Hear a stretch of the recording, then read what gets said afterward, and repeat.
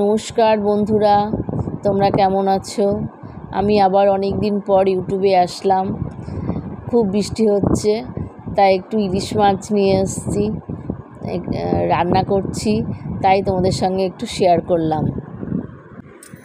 কড়াইতে তো সর্ষের তেল দিয়ে মাছগুলো একটু নুন হলুদ মাখিয়ে আমি হালকা করে একটু ভেজে নেব, বেশি কড়া করে ভাজবো না, ভেজে তুলে নেব। সব মাছগুলোই ভেজে নেব, অল্প অল্প করে মাছের মাথাগুলোও ভেজে নেব। মাছের মাথাটা আজকে করব না, আরেক দিন রবিবার দিন করব। দেখো কেমন বৃষ্টি হচ্ছে বাইরে, প্রচণ্ড বৃষ্টি পড়ছে, সারাদিন সকাল থেকে বৃষ্টি হয়েই যাচ্ছে, একটুও কমেনি বৃষ্টি। এবার মাছগুলো তো আমি সব তুলে নেব, ভাজা হয়ে গেছে।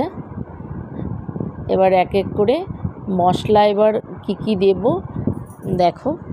আমি একটু সাদা সর্ষে নিয়েছি, কালো সর্ষে নিয়েছি, মগজ নিয়েছি, কটা কাঁচা লঙ্কা নিয়েছি, একটু নারকেল ডাস্ট নিয়েছি, নারকেলের যে গুঁড়ো প্যাকেট পাওয়া যায় সেইটা নিয়েছি 2 চামচ, আর একটু নুন দিয়ে আমি মশলাটাকে বেটে নেব।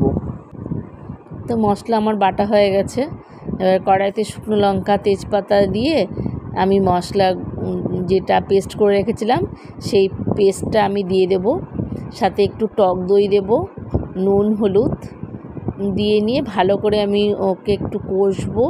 তেল যখন ছেড়ে দেবে তখন একটু ওই বাটি ধোয়া জলটা, মশলার বাটি ধোয়ার জলটাই আমি দিয়ে দেব, আর বেশি জল দেব না। দিয়ে তারপরে মাছগুলো আমি এক এক করে ঝোলের মধ্যে দিয়ে দেব।